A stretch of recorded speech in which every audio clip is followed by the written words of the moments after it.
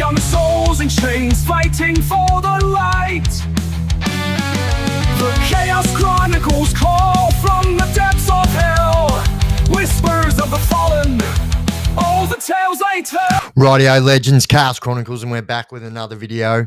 And so today I thought I would tell you guys a couple of stories that kind of things that happened to me that stuck with me forever and kind of like set in stone for me how I would operate around firearms when I was a criminal. And yeah, so before I get into it, guys, if you guys haven't already subscribed, if you could jump down there and shoot me a subscription, that would be absolutely awesome. And for those of you wondering, so the videos on Jaden Harwood have stopped yesterday, so the family have enough information that they need. And so, yeah, that will be the end of the Jaden Harwood videos. And yeah, we'll just be continue on with the Chaos Chronicles as usual. And yeah, glad that I was able to help out on that. I know a few of you people disagreed with it, but yeah, it is what it is. And yeah, so that's the last of the videos. And yeah, if you haven't already subscribed, jump down there, shoot me a subscription, tap that bell button. That way you'll never miss any of my clips again. And yeah, all right, well, let's get into it. So I guess the first one, like, happened when I was probably 16 years old, and I had obtained a replica firearm. And I remember I had gone over to one of my friend's house whose family were like pretty entrenched in that life. Do you know what I mean? And had been in and out of that life their whole life. So, um, yeah, I was at their house and we were about to go out. It was a Friday night, and I was talking to the old man, and the old man had said, you know, what are you guys up to tonight? And you know, I had told this person what we were up to. And you know, quite to his surprise, I was quite honest with him and told him that, you know, someone was talking shit about me at school, and then I gave him a bit of a touch up, and then their older brother came and tried to give me a touch up, and yeah, it just got really ugly. And I guess you know, I had obtained this replica firearm, and you know, he asked me what I was going to do about it, and I put my hand into my bag and I pulled out this replica firearm, and I said, well, I'm going to put this in his mouth and I'm going to tell him that I'm not to be messed with. Do you know what I mean? And the absolute look of astonishment on this guy's face was just like, what the hell? And then he's like, is that real? And at the start I was like, yeah, of course, why would I carry around not a real one, you know?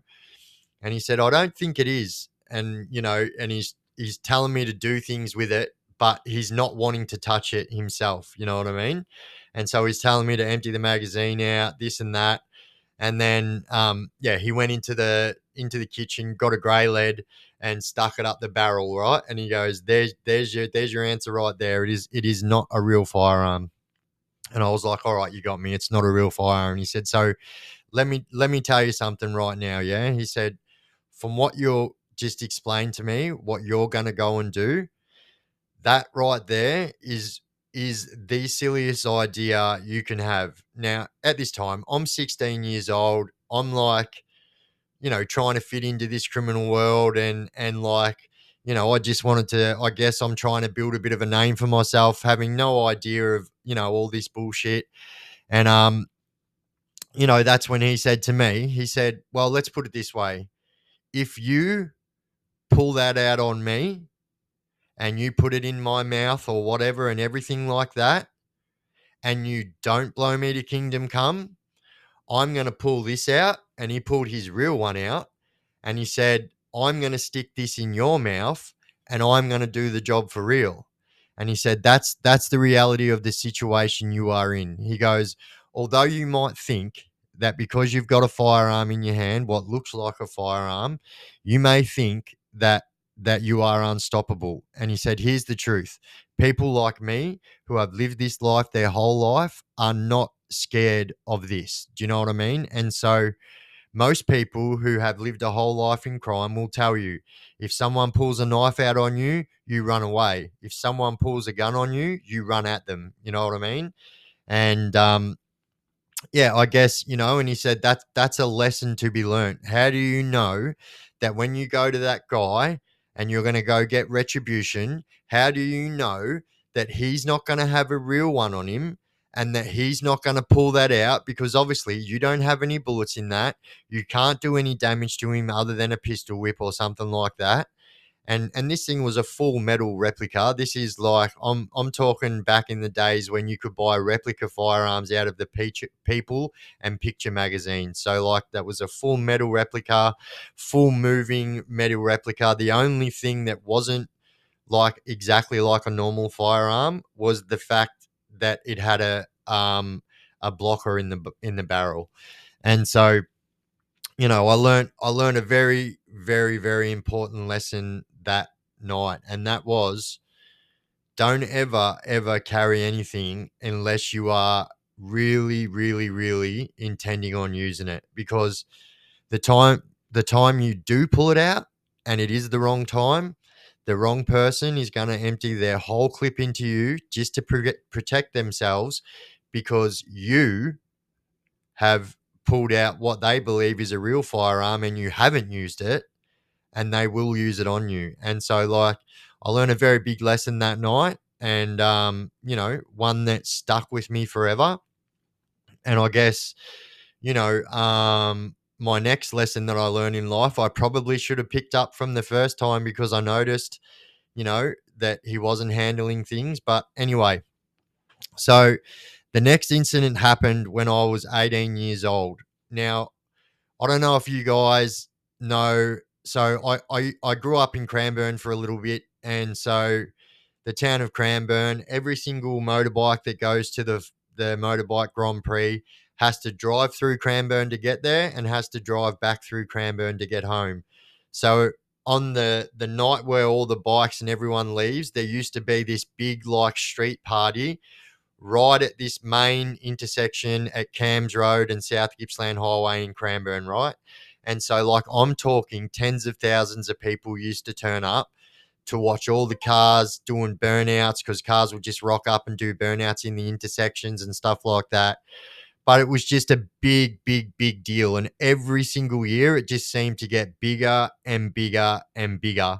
And so, on this one night in particular, so it got that out of hand that they actually had to call in the riot police, right? And so the riot police were there heavy-handed and like, really, really like being over assertive. Like this is people just having fun. All right, people were doing burnouts and stuff like that. But other than people doing burnouts, no crimes were committed.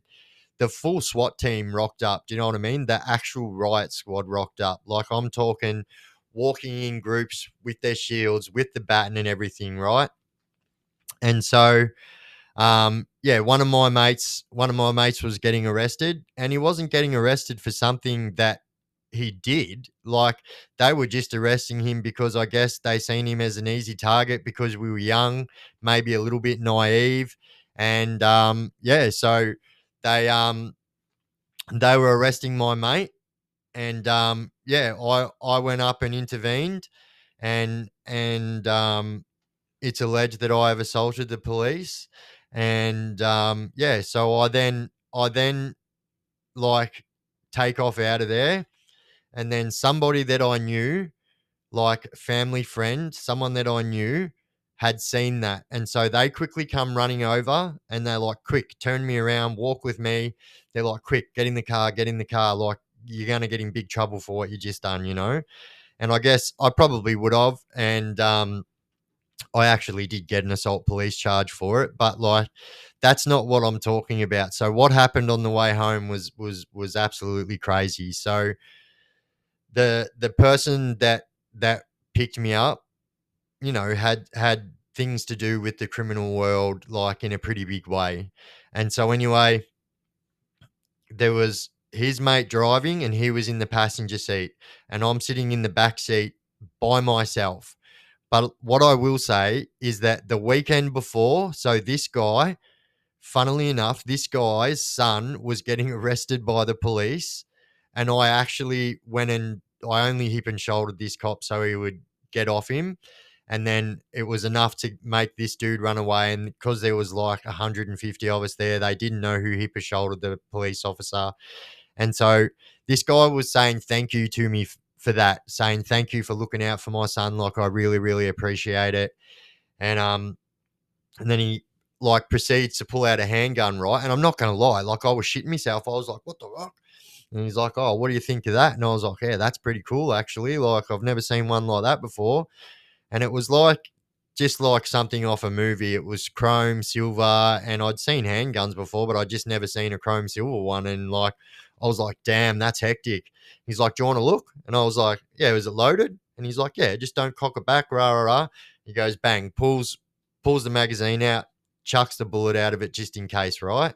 And so anyway, I grabbed this thing, I look at it, like I'm going, damn, this is a nice looking piece, you know? And stupidly putting my fingerprints all over this thing, right? And so anyway, cut a long story short, he grabs that back off me, but when he grabbed it back off me, he grabbed it with like a handkerchief or a t-shirt or something, right? And I was like, what the fuck? And then he's like, now I'm about to teach you something, kid. He goes, as cool as guns look and as cool as guns are and as cool as guns people think they are, he goes, if someone ever offers you to handle their gun, you should never, ever, ever touch it. And I was like, but why? Why, if they're cool and stuff like that? And he goes, I'll tell you why. He goes, exactly what I just did then. He goes, you could handle that gun, and then that person has got your fingerprints all over that gun, and then they could go commit a murder and blame you on the murder and say, yeah, look, his fingerprints are all over it. And then you've got to try and prove to the courts while your fingerprints are all over a firearm. And so I remember I was just like, damn, that is actually full on. And like, I just realized at that moment how stupid I was and everything like that. And I guess that there was also another lesson that stuck with me for the rest of my life in my criminal life. And I then would never, ever, ever, I never, ever pulled a firearm out if I didn't intend on using it. And B, I would never, ever, ever, I wouldn't care if you pulled out an M16 and said, here, have a look at this. I would say, cool. That's cool, man. That's cool. But you could not pay me to touch these things. And this is something that you should all pay attention to. If you are in that life, these are the silly traps that you can fall into that will just get you more and more prison time. Easier way is don't do drugs and crime and you won't have to deal with this bullshit. But there is a few quick life lessons to let you know how quickly, like the first one, had I have done that and pulled my fake gun out on someone and they had a real one, definitely could have lost my life in an instant. And the second one, putting my fingerprints all over somebody else's, like quite possibly murder weapon, well, that was a big eye opener as well. And although the guy wiped down all his fingerprints and everything off it, it was a very, very, very, very big eye opener for me. And I thought that this would make a perfect story, just to let you guys know that this criminal life, has all these little secret hidden compartments that no one would know about until it happens to you and it's too late. So, yeah, don't play with guns and shit. It's crazy. Don't play with knives. You'll get hurt. But don't do drugs and crime and you won't end up in prison. It's as simple as that. I am the Chaos Chronicles. We out. The Chaos Chronicles, where the darkness thrives. True tales of madness.